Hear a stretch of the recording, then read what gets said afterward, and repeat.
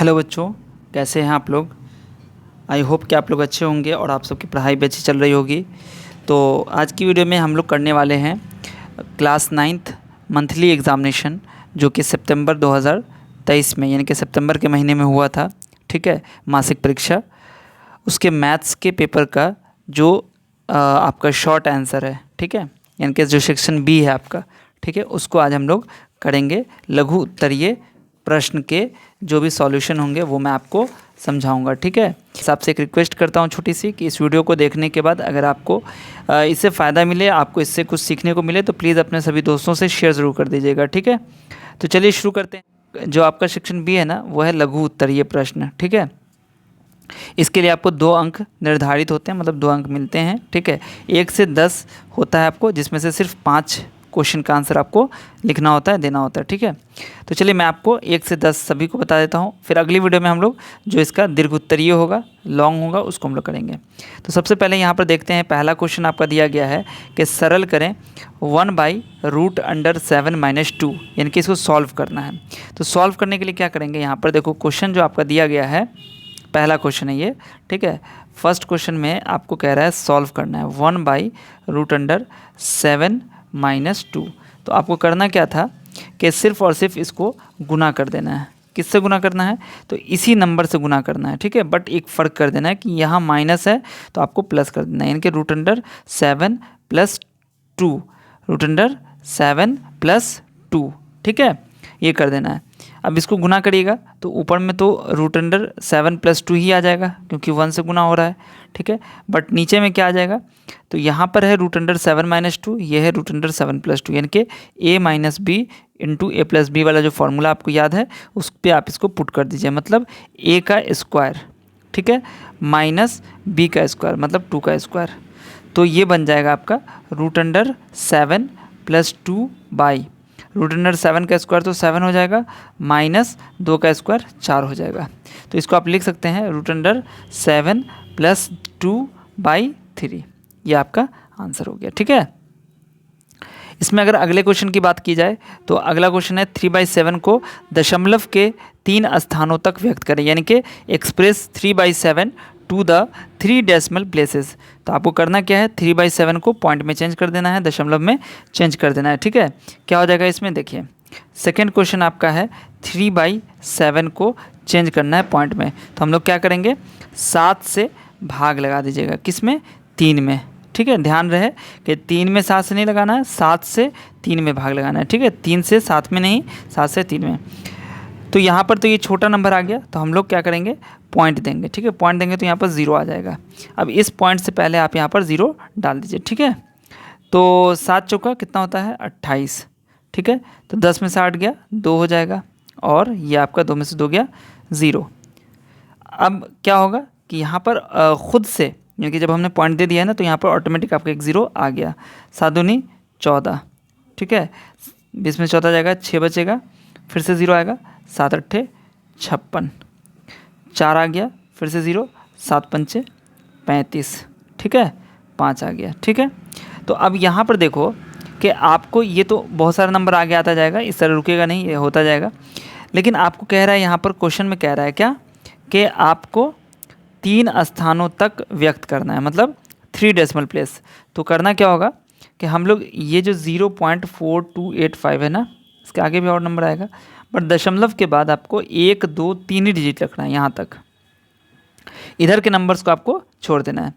तो ये जो नंबर्स आप छोड़ेंगे, इसके बाद वाले जितने भी डिजिट्स आएंगे उनको आप छोड़ेंगे, अंक को छोड़ेंगे। तो ये 5 है, तो 5 से बड़ा या 5, 6, 7, 8, 9, अगर इनमें से कोई डिजिट यहाँ पर होगा तो आप क्या करेंगे, इसमें एक जोड़ देंगे।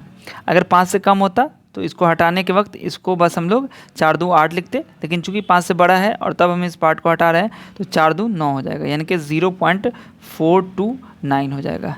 ठीक है, ये आपका आंसर हो जाएगा। तो बच्चों अब चलते हैं हम लोग तीसरे क्वेश्चन पर, और तीसरे क्वेश्चन में दिया गया y² - 3y + 4 का गुणनखंड निकालें, यानी कि फैक्टर्स करना है इसका। तो सबसे पहली चीज़ तो यहाँ पर देख लीजिए कि आपका जो है ना यहाँ पर माइनस दिया हुआ है, यहाँ प्लस दिया हुआ है, ठीक है। तो इसमें क्वेश्चन में फॉल्ट है, या तो यहाँ भी माइनस होगा, ठीक है, यहाँ भी माइनस होगा, यहाँ भी माइनस होगा, या फिर यहाँ प्लस होगा और यहाँ माइनस होगा, ठीक है। तो ये चीज़ समझ लीजिए कि यहाँ पर प्लस नहीं हो सकता है, और अगर यहाँ प्लस हो जाता है तो फिर आपका क्वेश्चन रॉन्ग हो जाएगा, ठीक है। तो मैं कोई एक चीज़ करके दिखा देता हूँ कि अगर यहाँ पर y² - 3y - 4 अगर होता तो कैसे सॉल्व करते। देखिए यहाँ पर क्वेश्चन में अगर आपका y² - 3y और -4 अगर होता तब इसको कैसे सॉल्व करते हैं हम लोग। देखो y² इस वाले पार्ट को हम स्प्लिट करेंगे, विभक्त करेंगे। ये जो -4 है ना कैसे आएगा, -4 × 1 करने पर आ जाएगा, -4 × 1 करने पर, और इस दोनों को जोड़ने पर -3 आ जाएगा। तो -4y और +1y है ना, -4y किए तो 1y करेंगे, लेकिन 1y लिखेंगे नहीं, सिर्फ y लिखेंगे, और -4। अब इसमें से देखो इस दो ग्रुप में से इसमें क्या हो रहा है कि y कॉमन आ जा रहा है, तो y -4 करेंगे, और इसमें +1 कॉमन ले लेंगे तो y -4 हो जाएगा, यानी कि y -4 कॉमन आ गया आपका, तो क्या बन गया y +1। ये आपका फैक्टराइजेशन यानी कि गुणनखंड हो चुका है, ठीक है। चलिए उसके बाद अगला क्वेश्चन आपका क्या है, यहाँ पर है बिना गुना किए 103 × 107 का मान ज्ञात करें, ठीक है। तो आपको क्या करना है, 103 × 107 को फाइंड आउट करना है, लेकिन बच्चों यहाँ पर आपको डायरेक्ट गुना नहीं करना है, आपको विदाउट मल्टीप्लिकेशन इसको निकालना है। तो हम क्या करेंगे, 100 + 3 कर देंगे इसको, और इसको क्या करेंगे 100 + 7 कर देंगे। तो ये आपका ना एक फार्मूला आपको याद होगा, x + a × x + b वाला फार्मूला याद होगा आपको। उसी फार्मूले पर इसको आपको क्या करना है, यूज़ कर देना है, इसको एक्सपेंड कर देना है। तो क्या होता है, एक यहाँ पर आपका x ये हो गया a, x b, तो फार्मूला होता है x² यहाँ पर हम फार्मूला साइड में लिख देते हैं ताकि आप उसके ऊपर ध्यान दे के आगे अगले वाले क्वेश्चन को भी बना लें। आगे जो भी क्वेश्चन आपको मिले, x² + a + b × x + ab, ये चीज़ होती है, ठीक है। अब x² क्या हो जाएगा, 100 का स्क्वायर, तो 100 का स्क्वायर कर देंगे, ठीक है, प्लस a + b क्या हो जाएगा, तो a तो आपका 3 हो गया, तो 3 + b आपका कितना है 7, तो 3 + 7 कर दिया, और फिर x कितना है आपका 100, तो 100 कर दिया, और उसका a × b है तो +3 × 7 कर दिया। तो ये आपको बन जाएगा 100 का स्क्वायर कितना हो जाएगा 10,000, +7 × 3 = 10 × 100 + 7 × 21, तो ये बन गया आपका 10,000 + 1,000 + 21, तो ये हो जाएगा 10,000 में 1,000 ऐड कर देंगे तो 11,000 और 21 आपका आंसर हो जाएगा, ठीक है।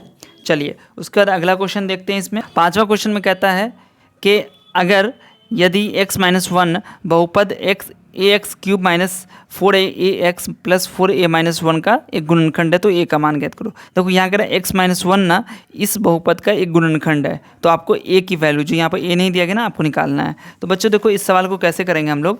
सबसे पहली चीज़ तो देखो क्वेश्चन में दिया गया है कि जो आपका x - 1 है ना, ये क्या है, ये एक गुणनखंड है, फैक्टर है किसका, तो ax³ -4ax + 4a - 1 का। तो हम क्या करेंगे, सबसे पहले इसको 0 के बराबर करेंगे, ठीक है। x - 1 = 0, पहला काम जो भी आपको दिया रहेगा कि ये फैक्टर है, ठीक है, तो उसको आपको ले लेना है और उसका 0 के बराबर करना है। तो x = 1 आ जाएगा यहाँ से। अब इस x = 1 को इसमें पुट कर दीजिए तो आपकी वैल्यू 0 आनी चाहिए, यानी कि p(1) करके 0 आपको आना चाहिए। तो अब यहाँ पर 1 पुट कर दो वैल्यू, तो a की जगह a ही होगा, x की जगह आपको क्या रख देना है 1, तो 1 का होल क्यूब -4 × a × 1 + 4a - 1, और ये करके आपको 0 आएगा। तो a 1 का होल क्यूब तो 1 ही हो जाएगा, यानी कि a - 4a + 4a - 1 = 0। तो ये दोनों तो कट जाएगा, तो आपका आ जाएगा a - 1 = 0। तो a बराबर आपकी वैल्यू आ गई 1, यानी कि ये हो गया आंसर। ओके तो अब अगला क्वेश्चन क्या है, 6 नंबर। ABC में माध्यिका AD की लंबाई 10 सेंटीमीटर है एवं शीर्ष A में केंद्रक G की दूरी 1 सेंटीमीटर है, तो x का मान निकालें। यानी कि ABC को ट्रायंगल है, उसमें जो मीडियन है यानी कि माध्यिका उसकी लंबाई जो AD है वो आपको 10 सेंटीमीटर दी गई है, और डिस्टेंस ऑफ सेंट्रॉइड यानी कि जो केंद्रक है उसकी दूरी G, कहाँ से A से दूरी कितनी है x, तो आपको AX की वैल्यू निकालनी है। तो बच्चों देखो इस क्वेश्चन को कैसे बनाएंगे, ये आपका देखो एक ट्रायंगल बन रहा है, ठीक है, ये कोई ट्रायंगल है आपका ABC। अब इसमें क्या हो रहा है कि यहाँ पर आपका जो माध्यिका है यानी कि जो मीडियन है, मीडियन किसी को कहते हैं, जो इस वर्टेक्स से इस लाइन के मिड पॉइंट को मिला देगी लाइन, उसी को हम लोग कहते हैं मीडियन। तो ये मीडियन जो है ना AD है, ठीक है। अब AD की लंबाई कितनी है, तो 10 सेंटीमीटर है। कितनी है लंबाई, AD बराबर कितनी है, 10 सेंटीमीटर है, ठीक है। अच्छा, इसका जो सेंट्रॉइड है यानी कि जो केंद्रक है ना, वो कहीं यहाँ पे लाई करेगा आपका, ठीक है, यहाँ पे कहीं पे लाई करेगा, सपोज दैट यहाँ पे लाई करेगा, ठीक है। अब ये जो पार्ट है आपका, ठीक है, तो ये कह रहा है G है, मान लो सेंट्रॉइड, तो ये कहाँ पे लाई करेगा, तो AG की डिस्टेंस जो है ना, मान लो ये कह रहा है कि x है, यहाँ से यहाँ तक क्या है, x है, ठीक है, कितना है, x है। तो अब बच्चों क्या करना होगा आपको कि इस x की वैल्यू निकालने के लिए, देखो ये जो सेंट्रॉइड होता है ना, वो 2/3 ऑफ AD होता है, मतलब जो लंबाई होगी ना उसके 2/3, जैसे ये लंबाई है ना अगर, तो इसको 3 पार्ट कर दो, 3 पार्ट कर दिए इसको, 1 पार्ट 2 पार्ट 3 पार्ट, तो जो G होता है ना वो यहाँ तक लाई करता है, यानी कि यहाँ पे आपका G आएगा इस दूरी पर। जैसे ये 15 अगर है ना, तो 15 को 2/3 से गुना करना पड़ेगा, तो यहाँ पे तो 10 है, तो आपको ये x कैसे निकलेगा, तो देखो AG बराबर हो जाएगा 2/3 AD, ठीक है। तो 2/3 इंटू 10, तो ये हो जाएगा 20/3। अब इसको आप पॉइंट में चेंज कर दो, मिक्स फ्रैक्शन में चेंज कर दो, जिसमें भी आपको चेंज करना है। क्षेत्रीय का 18 हो गया 0.67, ये लगभग आपका आंसर हो जाएगा, ठीक है। चलिए अगला क्वेश्चन देखते हैं, जो आपका 7वां क्वेश्चन है। इसमें क्या कहता है कि अगर AB बराबर 4 है, BC बराबर 5 सेंटीमीटर है, C बराबर इतना है, तो ABC की रचना संभव है। तो सबसे पहले तो अब देख लो कि AB BC C है, यानी कि एक ट्रायंगल आपका ऐसे बन रहा है, ठीक है। ये suppose that AB ABC A, ठीक है। तो AB आपका कितना दिया हुआ है, 4, BC कितना है, 5, और ये 9 है। तो देखो कभी भी इस तरह का आपको क्वेश्चन आए ना, तो आपको क्या करना है कि इस कोई भी 2 साइड को जोड़ देना। जैसे 4 5 को जोड़ेंगे तो कितना आएगा, 9। तो आपको जो 2 साइड को जोड़ेंगे ना, तो तीसरे साइड का हमेशा बड़ा होना चाहिए, तीसरे साइड से, बट यहाँ पर क्या हो रहा है, दोनों बराबर आ रहा है, ठीक है। तो आपका ये ट्रायंगल जो है ना वो कंस्ट्रक्ट नहीं हो पाएगा, इसकी रचना नहीं हो पाएगी, ठीक है। चलिए उसके बाद आप आते हैं अगला क्वेश्चन। अगला क्वेश्चन क्या है कि समांतर चतुर्भुज ABCD का क्षेत्रफल इतना है, AB पर कोई बिंदु P लेकर बनाए गए APCD का क्षेत्रफल कितना वर्ग सेंटीमीटर होगा। तो समांतर चतुर्भुज तो आपका इस तरीके से होता है, ठीक है। अब यहाँ पे देखो ये हो गया आपका समांतर चतुर्भुज, इसका नाम है ABCD, तो ABCD। अब कहता है कि AB पर कोई बिंदु P लेकर, यहाँ पर कोई बिंदु P ले लो, कहीं पर भी ले लो, इससे एक ट्रायंगल बनाओ PCD, मतलब इसको मिला दो ऐसे और यहाँ से मिला दो इसको ऐसे, तो ये ट्रायंगल बन गया। अब इसका एरिया पूछ रहा है कि कितना होगा, इस पूरे का एरिया, ABCD का एरिया तो 40 है, तो इसका एरिया जो होगा ना इसका हाफ होगा, ठीक है। इसका एरिया क्या होगा, इसका आधा होगा, यानी कि 1/2 हो जाएगा। 1/2 इंटू जो एरिया होगा आपका कितना है, 40 सेंटीमीटर है ना, तो ये आप काट दीजिए, यानी कि 20 सेंटीमीटर स्क्वायर आपका आंसर होगा इसके एरिया का, ठीक है। चलिए उसका अगला देखते हैं। चलो बच्चों अगला क्वेश्चन है, एक आयताकार कमरा है जो कि 8 मीटर लंबा, 5 मीटर चौड़ा, 4 मीटर ऊंचा है, उसकी 4 दीवार का क्षेत्रफल निकालिए। एरिया ऑफ इट्स 4 वॉल आपको निकालना है। तो एरिया ऑफ, देखो सबसे पहले तो आपको क्या करना है, लंबाई चौड़ाई ऊंचाई लिख लीजिए यहाँ पर, ठीक है। L बराबर कितना है, 8, ठीक है। इसकी चौड़ाई कितनी है, B बराबर कितना है, 5, और H यानी कि ऊंचाई कितनी है, 4 मीटर है, ठीक है। ये सब मीटर में दिया गया है। अब इसका एरिया ऑफ 4 वॉल निकालना है, यानी कि चारों दीवारों का क्षेत्रफल निकालना है। यहाँ पर चारों दीवारों का क्षेत्रफल क्या हो जाएगा, तो इसका फॉर्मूला हो जाएगा 2HL + B, ठीक है। ये हो जाएगा आपका, ठीक है, चारों दीवारों का एरिया हो जाएगा। तो क्या हो जाएगा, 2 × H कितना है, 4, और L + B कितना हो जाएगा, 8 + 5, यानी कि 4 दूनी 8 × 8 × 5 13, यानी कि 104 मीटर स्क्वायर। ये हो गया आपका चारों दीवारों का क्षेत्रफल।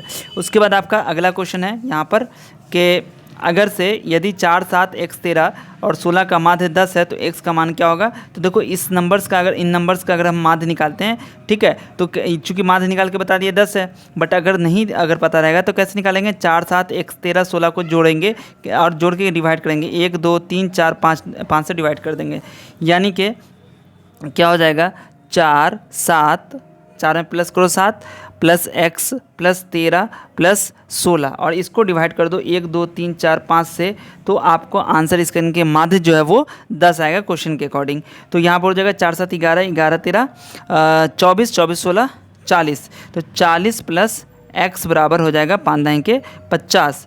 तो x बराबर क्या हो जाएगा 50 - 40 यानी कि 10। तो ये आपका आंसर हो गया। ठीक है, तो बच्चों यहाँ पर देखो कि जो भी क्वेश्चन था मैंने कर दिया यहाँ तक। अब उसके बाद जो क्वेश्चन इसमें बचता है आपका दीर्घ उत्तरीय प्रश्न। तो आप लोग ज़्यादा से ज़्यादा इस वीडियो को शेयर कीजिए और कमेंट में बताइए कि आपको इसकी वीडियो चाहिए या नहीं चाहिए दीर्घ उत्तरीय प्रश्न का। ठीक है, इसी तरीके से जो भी पेपर आता है मासिक पेपर में जो भी आ रहा है आपका, अगर आपको उनकी वीडियोज़ चाहिए तो वो भी कमेंट करके बताइए। ठीक है, इसी तरीके से मैं आपको लिए जो भी वीडियोज़ होगी मैं आपके लिए लाता रहूँगा। बट आप कमेंट ज़रूर कीजिएगा कि आपको ये वीडियो चाहिए। जितना ज़्यादा कमेंट आएगा उतनी जल्दी वीडियो आ जाएगी नेक्स्ट। ठीक है, तो चलिए मिलता हूँ फिर आपसे अगली वीडियो में। अगर आपने चैनल को सब्सक्राइब नहीं किया तो प्लीज़ चैनल को सब्सक्राइब कर लीजिएगा, वीडियो को लाइक कर दीजिएगा, शेयर कर दीजिएगा। ठीक है, मिलता हूँ फिर आपसे अगली वीडियो में। तब तक आप सब अपना ढेर सारा ख्याल रखिए। वीडियो देखने के लिए आप सभी का बहुत बहुत शुक्रिया।